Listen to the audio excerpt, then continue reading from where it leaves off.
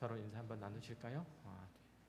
오랜만에 정말 오랜만에 뵙는 분 오셔서 우리 윤정란 집사님 오랜만에 정말 오랜만에 다시 오셨고 참 감사하고요. 또 우리 남승우 학생 청년인데 너무 오랜만에 어른이 돼가지고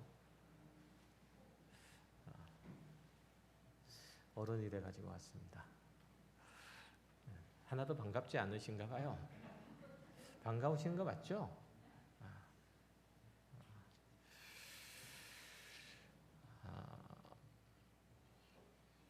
그리고 이제 광고 말씀드리는데 다른 건 아니고 이번 주일 수요일인데 수요일은 명절이 껴 있어서 교회에서 모여서 예배는 하지 않고 각 가정에서 드리는 걸로 그렇게 하도록 하겠습니다. 예배 순서하고 그리고 설교 내용들은 간략하게 예배 순서는 여기에 주보에 있고 그리고 설교 내용은 뒤에 설교 간추린 요약이 있으니까 그거 가지고 믿음의 가장이 되시는 분이 예배를 드렸으면 좋겠습니다. 이번 기회에 한번 가정 예배를 드리는 것도 괜찮지 않을까라는 생각이 듭니다. 말씀 함께 나누도록 하겠습니다. 우리가 성경을 읽을 때 그 본문이 쓰여져 있는 역사적인 그리고 문화적인 배경을 살피고 그때 그 사람들의 삶의 정황들을 고려해야 될 필요가 있죠. 또 신약의 경우에는 그 구절이 구약 성경의 어떤 본문과 어떤 구절과 연관성이 있는지 살피는 그 작업들도 대단히 중요합니다. 이러한 작업들을 하지 않으면 그 성경의 본문의 근본적인 의미를 이해할 수 없을 뿐만 아니라 성경 기자가 전달하고자 하는 그 메시지의 핵심들을 놓치고 아전인수격으로 해석하고 말죠. 그런 의미에서 오늘 본문인 소위 성전 정화 사건, 이 사건도 사실은 신중하게 접근할 필요가 있습니다. 이 사건을 눈에 보이는 그대로 읽으면 예수님께서 시장바닥이 된 성전을 깨끗하게 하셨다. 그 시장바닥이 된 성전의 기능들을 회복하셨다라는 내용들로 이해하게 되죠. 물론 그런 내용도 없지는 않겠지만 보다 정확하고 분명한 이해들을 하기 위해서는 예수님의 공생의 첫 표적인 가나의 혼인잔치에서 포도주를 만드신 사건 뒤에 바로 그 다음에 이 성전을 깨끗하게 하신 이 사건들이 있음을 지금 고려해야 될 필요가 있는 거죠. 그 사건은 포도주가 떨어져서 거기 참여한 자들의 기쁨이 사라지고 이제 파장하는 일만 남은 그 혼인잔치에서 예수님께서 새 포도주를 만드심으로써 다시금 흥을 돋구고 그리고 잔치를 재개하도록 하시는 일들이라고 설명을 드렸어요. 자, 이 사건들은 그래서 예수님께서 하나님의 나라를 또 그 구원을 가지고 오셨음을 선언함과 동시에 유대교에서는 이런 구원이 전혀 불가능하다는 사실을 말해주죠. 가나의 혼인잔치 마당에 있었던 6개의 돌 항아리, 이것은 이제 결례를 위해서 물을 담아놓은 그릇이었죠. 결례라고 하는 것은 흔히 이스라엘 자손들이 성전에 올라가서 하나님을 예배할 때, 하나님을 예배하기 전에 집에서 자기 몸을 깨끗하게 씻고 준비하는 그런 예식이에요. 다시 말해서 잔치집에 있던 그 돌 항아리들은 구약 성경 전체의 그 구약에 나타나 있는 성전 제도 전체를 상징적으로 말하고 있는 거죠. 이스라엘은 하나님의 신정 국가였고 그 중심에는 늘 항상 성전이 있었죠. 그런데 사람들이 성전에 들어가기 위해서 꼭 필요했던 물이 담긴 돌 항아리들, 이것들이 가나의 혼인 잔치에서 포도주가 떨어지는 것들에 대해서는 아무런 역할들을 할 수 없었다는 거죠.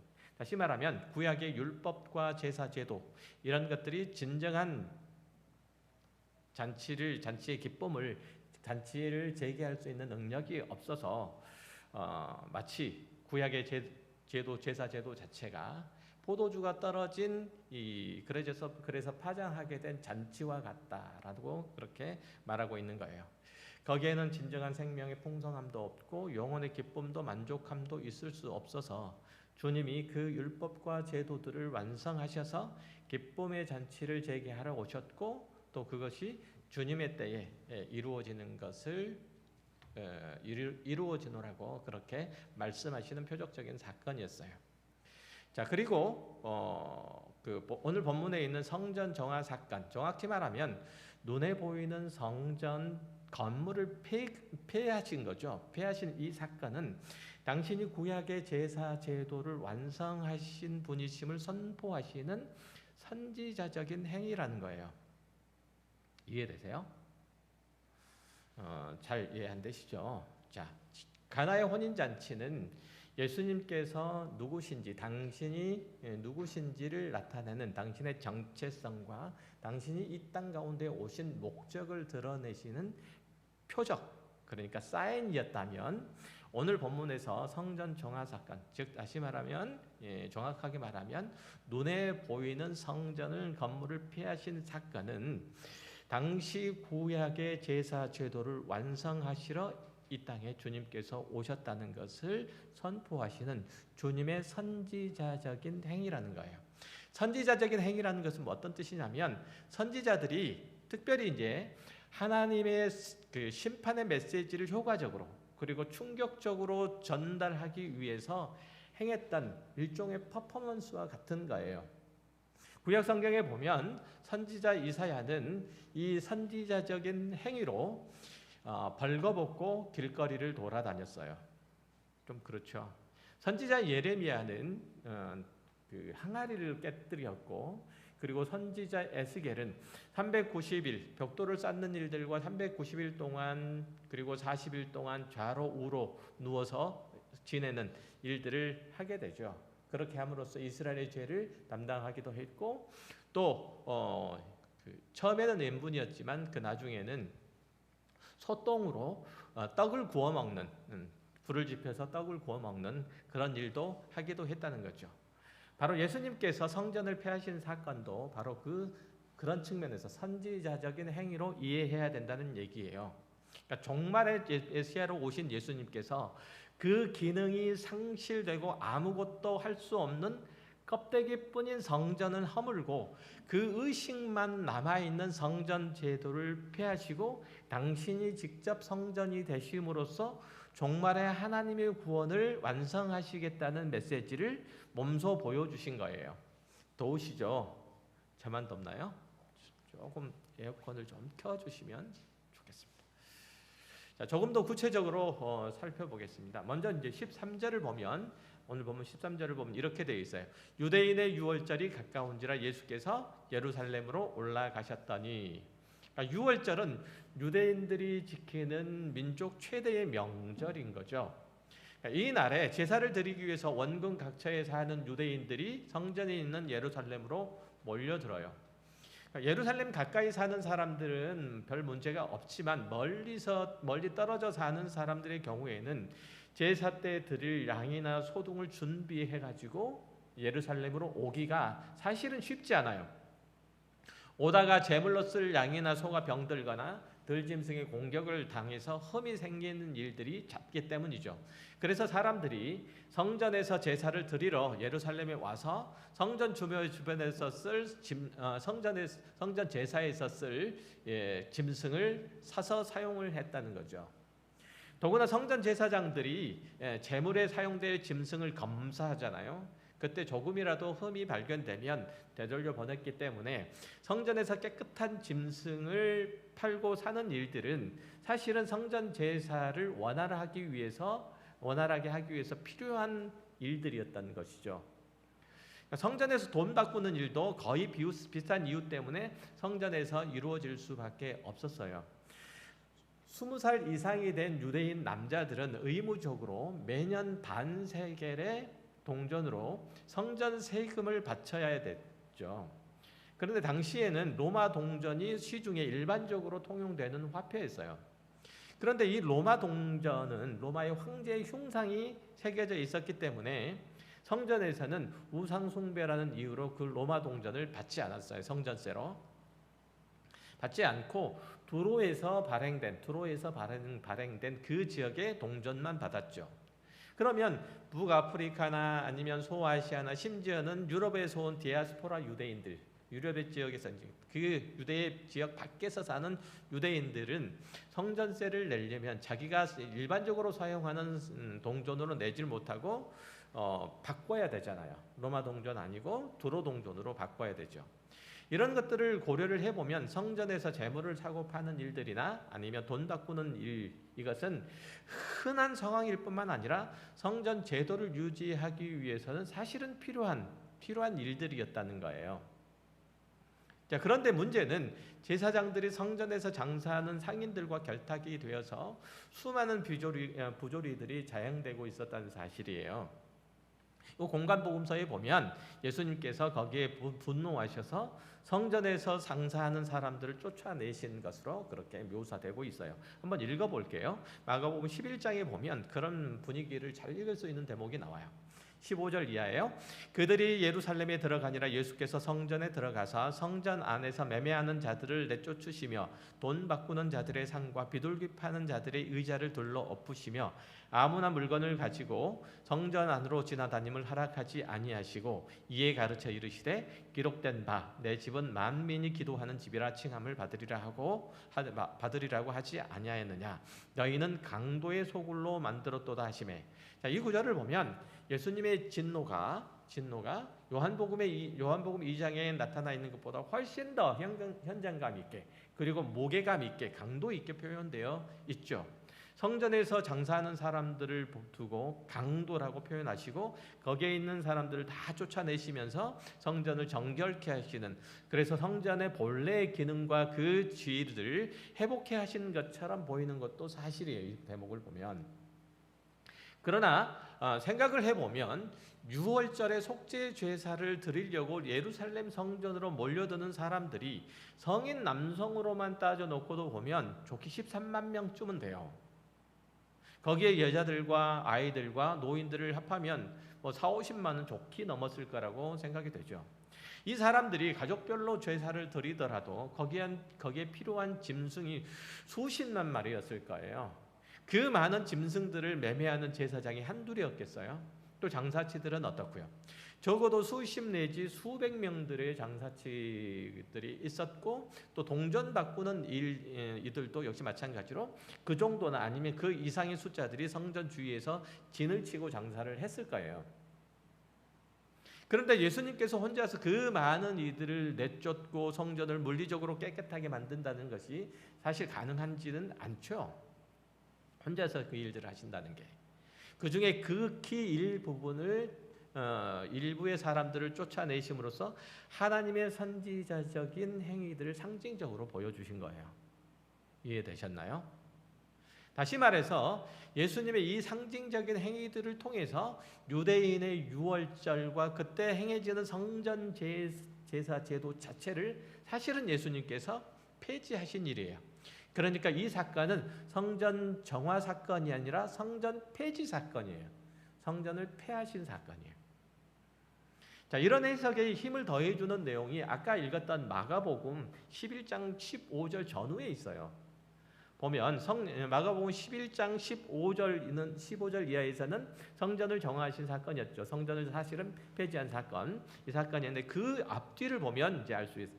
12절 볼게요. 이튿날 그들이 베다니에서 나왔을 때 예수께서 시장하신지라 멀리서 잎사귀에 있는 한 무화과 나무를 보시고 혹 그 나무에 무엇이 있을까요 가셨더니 가서 보신즉 잎사귀 위에 아무것도 없더라. 이는 무화과의 때가 아님이라. 예수께서 나무에게 말씀하여 이르시되 이제부터 영원토록 사람이 내게서 열매를 따먹지 못하리라 하시니 제자들이 이를 듣더라. 그리고 이제 12절부터 14절이 나오고 그리고 이제 그 다음에 성전을 폐하신 사건이 나오고 19절 그 다음에 이제 마가복음 11장 19절 이하에서 이렇게 또 나와요. 그리고 날이 저물매 그들이 성 밖으로 나가더라. 그들이 아침에 지나갈 때 무화과 나무가 뿌리채 마른 것을 보고 베드로가 생각이 나서 여짜오되 랍비여 보소서 저주하신 무화과 나무가 말랐나이다. 이렇게 이제 다시 무화과 나무를 저주하신 사건이 나와요. 그러니까 무화과 나무를 저주하시는 사건이 양쪽에 있고 그 다음에 샌드위치 알맹이처럼 성전을 정하신 사건이 딱 끼어 있어요. 이해되시죠? 구조상으로 그렇게 되어 있다는 거예요. 그러니까 이렇게 미뤄 보면 성전을 폐하신 사건은 무화과 나무를 저주하신 사건과 밀접하게 관련되어 있는 것을 알 수 있는 거예요. 구조상으로 볼 때.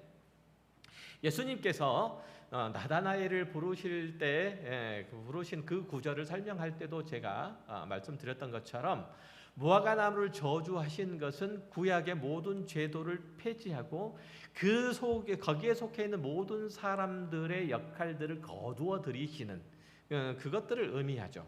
다시 말해서 이스라엘을 상징하는 무화과 나무가 메시아이신 예수님께 심판을 받고 저주를 받은 것은 구약의 성전 제도가 그것을 운영하는 사람들에게 더 이상 기대할 것이 없음을 상징적으로 말해주는 내용이에요. 그러니까 지금 예수님께서는 무화과 나무로 상징되는 이스라엘 백성들의 역할, 가시적인 이스라엘 백성들의 역할, 그리고 성전 제도로 요약되는 구약의 모든 제사 제도와 그리고 율법의 제도들을 이제 폐하신 아니 완성하시는 그런 분으로 이 땅에 오셨음을 말해주고 있는 거죠. 그렇게 놓고 보면 가나의 혼인잔치에서 돌 항아리에 있는 물들을 포도주로 만드신 일들이나 성전에서 장사하는 이들을 내어주신 일들이나 그리고 무화과 나무를 저주하신 그 일들은 한 맥락으로 이해할 수 있는 거죠. 뭐냐면 더 이상 그 기능을 할 수 없는 그 건물로 된 성전들을 무너뜨리고 예수님 당신이 친히 성전이 되심으로써 하나님의 나라의 백성들이 하나님께 나아갈 수 있는 그 길들을 마련하신 거예요. 성전이라는 하나님과 그의 백성이 잔치를 벌이는 하나님과 그의 백성들이 교제하는 곳이 성전이죠. 제사라는 것도 역시 마찬가지로 잔치를 통해서 하나님과 그 백성들이 교제하는 수단이에요. 성전에 나오는 이들은 자기 죄를 미리 준비한 짐승에게 전가시켜서 제사장은 그 짐승의 목숨을 거두어서 하나님께 나아가서 그 헌제자를 제사를 드리는 자에 용서해 줄 것들을 간구하고 그가 하나님 앞으로 나아가서 그분과 그 헌제자의 그 교제를 회복하도록 그런 돕는 역할들을 했던 게 구약의 제사 제도인 거죠. 그런데 이제 유대교의 예루살렘 성전은 더 이상 그 기능들을 할 수 없게 되는 거죠. 하나님께서는 그 불순종한 이스라엘 백성들, 타락한 성전 제사를 더 이상 받지 않으시기 때문이라고 그렇게 얘기를 해요. 그래서 예수님께서 유대인들의 명절인 6월절에 성전을 정하신 것은 그 성전을 심판하심으로써 성전 제도를 폐지하시고 6월절의 실제 주이신 예수 그리스도를 통해서 하나님께서 그 백성과 만나서 교제하실 것을 선포하시는 구속사의 아주 중요한 핵을 긋는 그런 사건이에요. 이해되셨어요? 자, 지금 이해 잘 못하셔도 돼요. 또 들으시면 되니까. 그렇죠? 우리는 그 유튜브라는 아주 그 유용한 플랫폼을 가지고 있어요. 요한복음 2장 18절을 보면 그 예수님께서 유대인들의 종교 지도자들이 이제 그 예수님께 이런 말씀을 하죠. 이런 말을 해요. 내게 이런 일을 행하니 무슨 표적을 우리에게 보이겠느냐라고 하는 이 질문이 있었죠. 이거는 이제 이런 맥락들과 그 무관하지 않은 거죠. 예수님께서 그러니까 성전에서 행하신 일들이 선지자적인 행위였다면 그에 합당한 네가 선지자인 합당한 근거를 제시해라 이렇게 얘기를 하는 거죠. 그러니까 유대인들의 지도자들이 예수님께서 지금 성전에서 소와 양을 파는 사람들을 쫓아내고 그리고 비둘기 파는 사람들, 돈 바꾸는 사람들을 다 몰아내신 사건들을 유대인들의 지도자들도 뭐로 이해했다는 거죠? 그것을 일종의 선지자적 행위로 이해했다는 거예요. 이해되셨어요? 그러면 네가 선지자인 표적을 우리들에게 보여줘라, 이렇게 말하죠. 그에 합당한 근거를 얘기하라고 얘기를 해요. 신명기 18장에 보면 20절 이하를 보면 그 선지자가 하나님의 이름을 내세워서 자기가 하고 싶은 말들을 하거나 다른 신들을 권위자로 내세워서 말할 때 그의 말을 듣지 말라고 그렇게 말해요. 그렇게 권면하죠. 그러니까 그러면 그가 진짜 선지자인지 가짜 선지자인지 어떻게 알 수 있느냐라는 그 질문에 이렇게 구별하라고 말씀하세요. 그러니까 신명기 18장을 보면 20절 이하에 이렇게 나와요. 만일 어떤 선지자가 내가 전하라고 명령하지 아니한 말을 제 마음대로 내 이름으로 전하든지 다른 신들의 이름으로 말하면 그 선지자는 죽임을 당하리라 하셨느니라.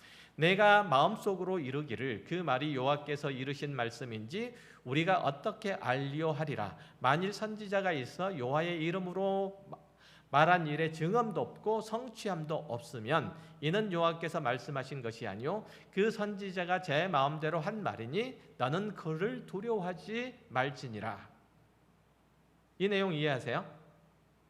그러니까 이 말씀에 따라서 유대의 지도자들은 나름 성경을 근거로 해서 예수님께 표적을 구한 거죠. 네가 선지자이면 선지자인 그 증언을 달라, 성취함을 달라, 이렇게 얘기를 하죠. 그렇게 그걸 주지 못하면 어떻게 하겠다는 거예요? 지금 율법이 신명기가 말하는 그 예법에 따라서 너를 처단할 거라고 그렇게 얘기를 하고 있는 거예요. 그렇지만 이 유대인들의 그런 요구들은 그들이 참 선지자를 구분한다기보다는 자기들이 쥐고 있었던 종교적인 혹은 경제적인 헤게모니를 빼앗기지 않으려고 하는 그 속이 환히 들여다보이는 공격일 뿐이었다는 거예요. 예수님을 어떻게 해서든지 제거해야 되겠는데 만약에 예수님이 표적을 보이지 못한 선지자적인 표적을 보이지 못한다면 그것을 빌미로 예수님을 자기들의 종교 재판의 회부에서 죽이려고 하는 다분히 악한 의도들이 그들의 밑바탕에 깔려져 있었던 거예요. 이에 대해서 예수님의 답변 또한 아주 기가 막히세요. 보면 19절에 보면 예수께서 대답하여 이르시되 너희가 이 성전을 헐라 내가 사흘 동안에 일으키리라. 여기서 성전은 예수님의 당신의 육체를 가리켜서 하신 말씀인 거죠. 그죠? 성전에서 요한복음 22장에서 그렇게 말하잖아요. 그러니까 참으로 유대인들의 의중을 꿰뚫는 답변이세요. 그러니까 지금 너희들이 이 성전을 헐라. 무슨 얘기죠? 예수님께서는 자신의 육체의 그 목숨을 너희들이 거두어 가라. 그러면 하나님께서 이 육체를 사흘 만에 다시 일으키시리라. 이렇게 말씀하신 바와 똑같은 거예요. 그렇지만 이것보다 훨씬 더 중요한 의미가 하나 더 담겨 있어요. 그거는 예수님의 죽음이 성전의 속죄 제사를 완성하시는 것으로서 모든 인간이 죄 용서함을 받고 창조주 하나님과 올바른 관계를 회복하는 것임을 말씀하신 거예요.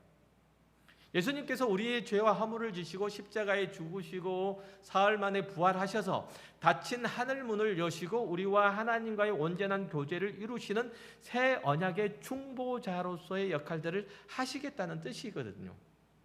누가복음 22장에 보면 20절 이하에 이렇게 말하고 있어요. 저녁 먹은 후에 잔도 그와 같이 하여 이르시되 이 잔은 내 피로 세운 새 언약이니 곧 너희를 위하여 붓는 것이라. 자, 하나님께서 언약을 맺으시면은 그가 어떤 이들을 당신의 백성으로 택하시고 그들에게 하나님 노릇을 해 주시리라는 약속이에요. 우리가 잘 아는 내가 너희의 하나님이 되고 너희는 또 내 백성이 되리라라는 언약 공식이 그러한 거죠. 그렇기 때문에 예수님께서 새 언약을 세우셨다는 것은 그분이 하나님의 백성들을 창조하시고 그렇게 새 창조된 이들은 하나님이 하나님 노릇을 하심에 힘입어서 살게 된다는 것을 말하죠. 그러니까 새 언약의 백성들 가운데 하나님께서 함께 계시고 하나님의 뜻을 그들을 통해서 이루시고 하나님의 생명을 또 그들을 통해서 이 세상에 흘러보내시겠느라고 말씀하신 거예요. 그러니까 이것은 예수님께서 요한복음 14장 20절 이하에서 말씀하신 것과 똑같아요. 이렇게 말씀하시죠. 그날에는 내가 아버지 안에, 너희가 내 안에, 내가 너희 안에 있는 것을 너희가 알리라.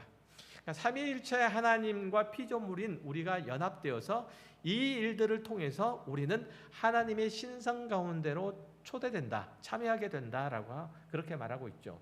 이것이 바로 구원이고 또 영생인 거죠. 하나님께서는 우리가 그분의 영광 가운데 참여하게 하시려고 구약 때에는 속죄 제사들을 통해서 인간이 하나님께로 나아갈 수 있는 길들을 내셨고 끝내 그 아들을 영원한 속죄 제물로 주심으로써 그 하나님의 참 백성인 공동체를 창조하셨어요. 이 공동체가 바로 그가 짓는 새 성전이고 바로 하나님의 거처인 교회인 셈이에요. 자, 하나님께서는 속절없이 죽어가는 짐승의 피나 받으시고 그 기름 냄새나 맡기를 원하시는 그런 분은 아니신 거죠. 하나님께서는 그 자녀들이 하나님의 형상을 드러내고 하나님을 인정하는 예배의 삶을 살기를 원하시는 분이세요. 영어로 예배가 무슨 의미죠? 월십이라는 단어잖아요.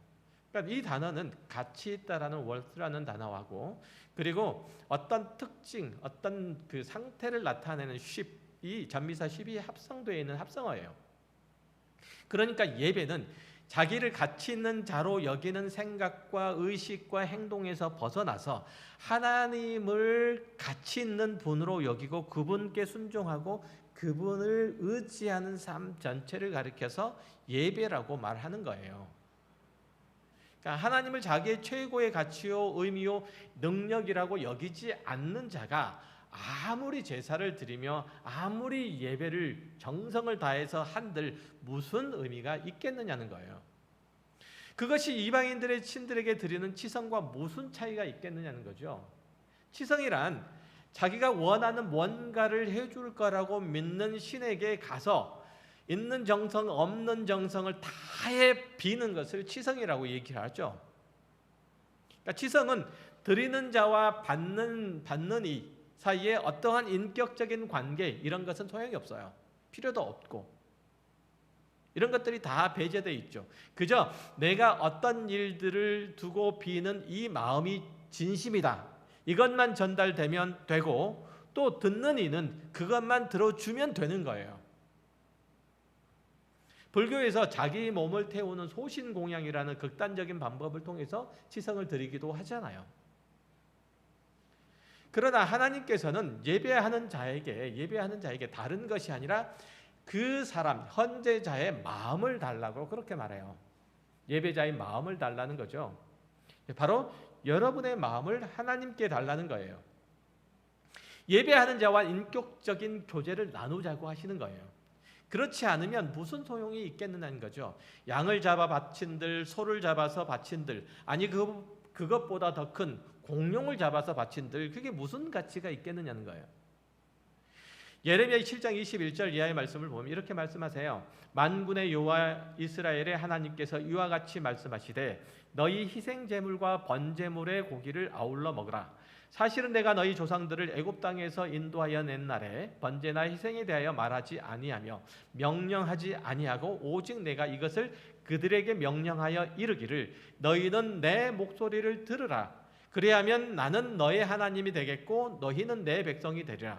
너희는 내가 명령한 모든 길로 걸어가라. 그리하면 복을 받으리라 하였으나 그들이 순종하지 아니하며 귀를 기울이지도 아니하고 자신들의 악한 마음의 꾀와 안악한 대로 행하여 그 등을 내게로 돌리고 그 얼굴을 향하지 아니하였으며 너희 조상들이 애굽 땅에서 나온 날부터 오늘까지 내가 내 종 선지자들을 너희에게 보내되 끊임없이 보내었으나 너희가 나에게 순종하지 아니하며 귀를 기울이지 아니하고 목을 굳게 하여 너희 조상들보다 더 악을 행하였더니라. 정말 뼈에 사무치는 말씀을 하고 계세요.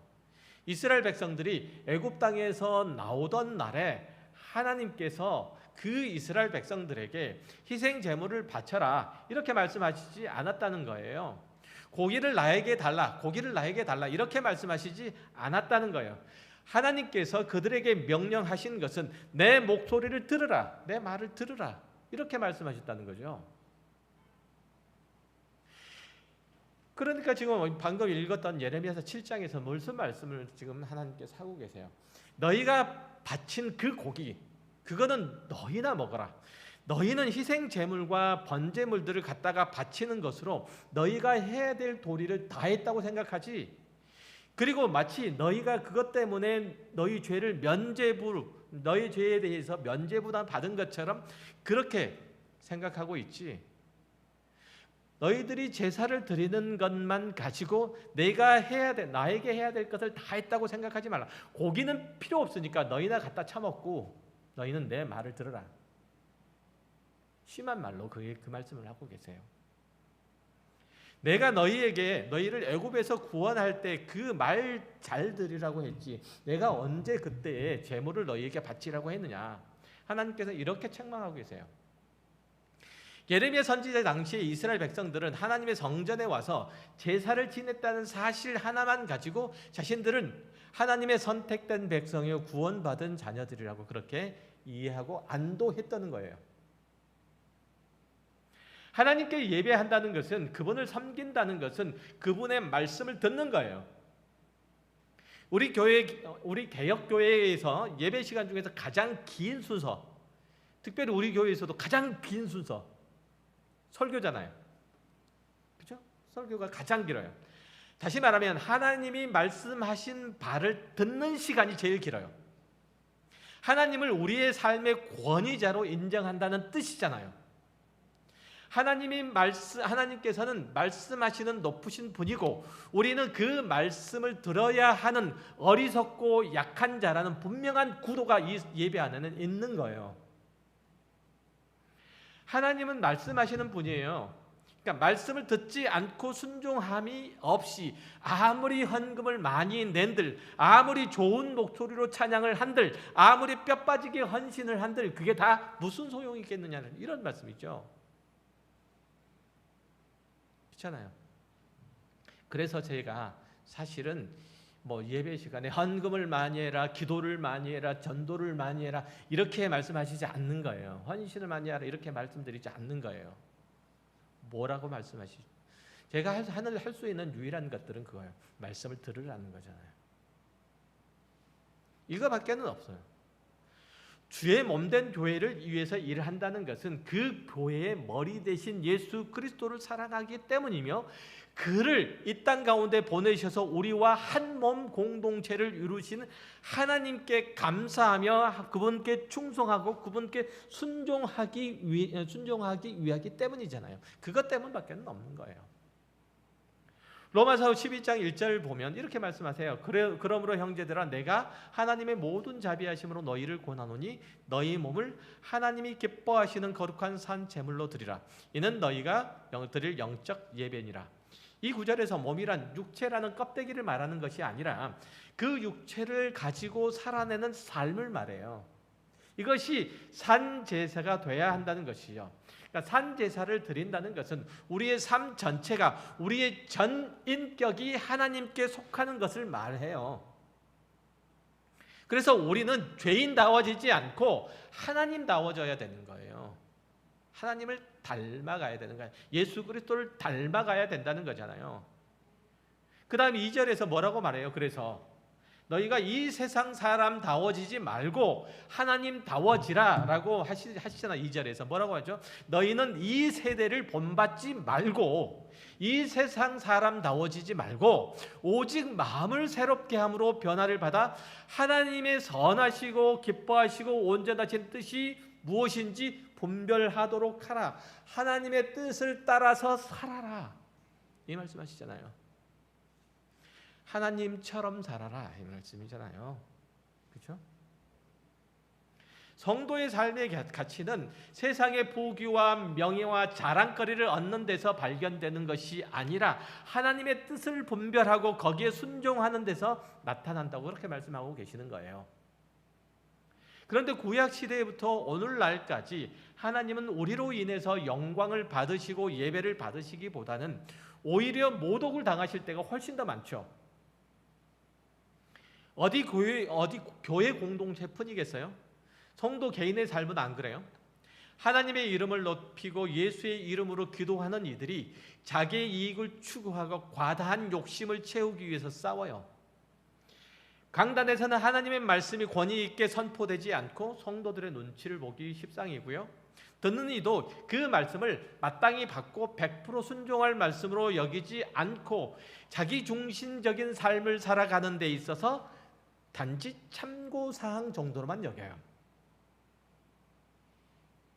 기독신앙은 그저 자기 신앙이 자기 유익을 위해서 필요한 것일 뿐이고 하나님은 아쉬울 때나 위기에 처해 있을 때나 소환해서 부르시는 그런 분이시로 전락하고 만 거죠. 시중에 나가보세요. 응답받는 기도의 비결, 이런 책들이 얼마나 많이 나왔는지 다 갖다 쓰레기통에 쳐 집어넣으세요. 물론 기도는 응답을 받아야 되겠지만 그 기도의 내용이 모두 내 욕심을 채우는 것이라면 다른 신들에게 치성을 드리는 것과 뭐가 달라요? 하나님의 말씀을 드리려고 내가 예배하는 장소에 하나님을 믿는 자로 그렇게 서 있지 않고 내가 하나님을 이용하기 위해서 내가 이 예배 자리에 앉아 있다면 이게 무슨 기독교 신앙입니까? 절에 가서 삼천배 하는 거하고 똑같지. 본문에 등장하는 유대의 종교 지도자들은 겉으로는 화려하고 웅장한 성전을 지어놓고 수많은 사람들이 유월절에 속죄 제사를 드리러 오는 것들을 이용해서 자기 배를 채우는 일들을 했어요. 자기 이익권을 챙겨갔죠. 그 성전의 위용에 압도되는 사람들, 그 성전의 위용에 압도되는 사람, 솔로몬 성전 정도는 아니었지만 거기에 버금가는 헤롯 성전, 이것을 지어놓고 거기에 압도되는 사람들의 등을 치고 그 주머니를 어떻게 후릴까라고 생각을 했죠. 이들은 더욱 엄격한 제사 규정들을 만들어 놓고 사람들이 제물을 가지고 온 짐승, 제물로 가져온 짐승들의 흠을 잡고 자기가 고용한 상인들에게 양이나 소를 사도록 하고 자기의 하수인인 동전 바꾸는 사람들에게 가서 환전하도록 그렇게 요구했죠. 이들이 사실 로마 동전으로 성전세를 받지 않고 두로 동전으로 받았다는 것은, 성전세를 받았다는 것은 속뜻은 따로 있어요. 로마 동전보다 두로 동전 안에 은이 더 많이 포함되어 있기 때문이에요. 한마디로 얘기하면 더 가치 있다 이거예요. 거기에 나오는 사람들도 성전에서 제사를 지내고 율법의 외형을 지키려고 하는 것, 이런 어떤 종교적인 외형, 이런 행위에 열심을 낼 뿐 하나님의 백성으로서 자기의 인격과 삶이 하나님께 속하려고 하는 그런 노력이 없었다는 거예요. 그들은 로마 사람들의 풍속을 쫓고 자기 이익을 위해서라면 타인을 짓밟은 일들도 마다하지 않았다는 거죠. 그렇게 벌어들인 돈으로 더 크고 더 흠이 없는 짐승들을 제물로 드리고서는 자기 열심에 자기 만족에 취해져 있었던 거예요. 이런 모습은 주님이 보시기에 열매 없는 잎사귀만 무성한 무화과 나무하고 똑같은 거죠. 예수님은 그런 악행이 자행되는 성전을 폐하시러 오신 거예요. 우리가 더 이상 외형에 얽매이지 않고 더 이상 형식에 잡히지 않게 하시려는 자신의 욕심, 자신의 열심에 속지 않게 하시려고 성전에 속해 있는 모든 제도를 다 폐하시러 이 땅에 오신 거예요. 예수님께서는 성전된 자신의 육체를 허무시고 사흘 만에 다시 일으켜 세우심으로써 우리가 하나님께 이제 제물로가 아니고 자유롭게 하나님께 순종할 마음으로 하나님 앞에 나아갈 수 있는 길들을 열으셨어요. 그래서 우리는 제물을 가지고 하나님 앞에 나아가는 것이 아니라 순종할 마음을 가지고 하나님 앞에 나오는 거예요. 아셨어요? 여러분들은 순종할 마음을 가지고 하나님 앞에 나온 거지 뭐 다른 목적으로 나온 것 아니에요. 그래서 말씀을 들으시라는 거예요. 그리고 겉으로만 제사장 노릇을 하고 재물을 들고 오는 마음 사람들의 그 마음들, 그것들을 헐기 위해서 오셨죠. 외식하는 그 마음들을. 우리가 영과 진리로 예배하는지, 혹시 외식하는 종교 생활로 만족하는 이들은 없는지, 이것들은 우리가 살펴봐야 돼요. 예수님께서는 바로 그러한 외식하는 우리들의 모습들, 재물로만 만족하는 우리들의 예배 의식들을 폐하시려고 이 땅에 오신 거예요. 그리고 그런 이들을 위해서 자신의 육체 성전을 하나님께 온전히 드리셨던 거잖아요. 그렇게 하심으로써 그의 육체와 인격과 삶이 하나님의 성전됨을 드러내셨어요. 자기의 육체가 성전됨은 오직 예수 그리스도 한 분뿐이세요. 우리도 역시 마찬가지로 하나님이 거하시는 성전이에요. 그렇죠? 우리의 존재와 삶과 신앙과 인격을 통해서 우리 가운데 역사하시는 하나님의 임재를 우리는 보여야 하는 거죠. 우리가 의식하는 종교 생활들을 깨고 참으로 하나님과 인격적인 교제를 나누는 그러한 성전된 삶을 우리 가운데서 펼쳐내야 하는 거예요. 영원한 하나님의 나라의 백성이라면 모름지기 그의 삶에 하나님께서 역사하심을 보여야 하는 거죠. 성도는 누구든지 하나님의 자비로우심과 은혜로우신 성품을 본받으려는 노력이 있어야 되는 거예요. 이거 하려고 마음 예배하러 오는 거예요. 이거 알려고 말씀 보는 거예요. 하나님의 형상을 회복하고 되찾으려는 열심, 이것들이 행여 줄어들까봐, 이것들이 식어들까봐 우리는 말씀을 듣고 기도하고 찬송하며 하늘의 신령한 은혜를 구하잖아요.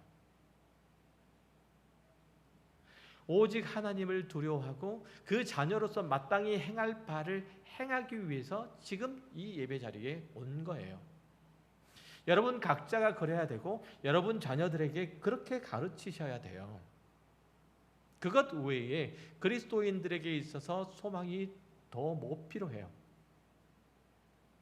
예수님께서 이 땅에 오신 목적도 그렇고 그가 죽으신 목적도 그래요. 다 하나님의 성품, 하나님의 뜻, 하나님의 거룩하심을 우리 가운데 드러내시기 위함이고 그렇게 우리는 부름을 또한 받은 거예요.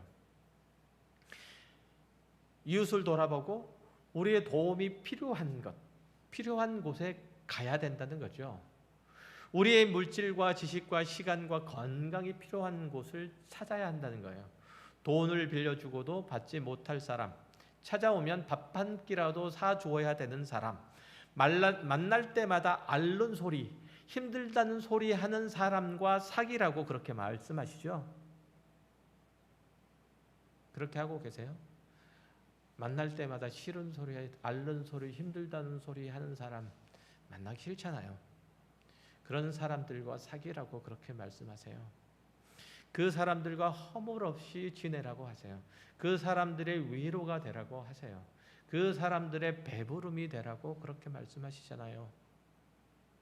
그렇게 함으로써 우리가 예수 그리스도를 따르는 그분의 제자임을 고백하라고 말씀하세요. 하나님은 우리가 세상에 가지고 있는 힘, 세상이 탐내는 물질이나 권세를 쫓지 않는 사람임을 너희의 삶을 통해서 증명해라. 그걸 가지고 예배 자리에 나오라 라고 말씀하세요. 그렇잖아요. 우리가 드리는 헌금이 그렇잖아요. 우리가 드리는 헌금, 이것은 나의 가장 큰 힘, 나의 가장 큰 자랑, 나의 큰 기쁨이 아닙니다. 나는 이것들을 희생해서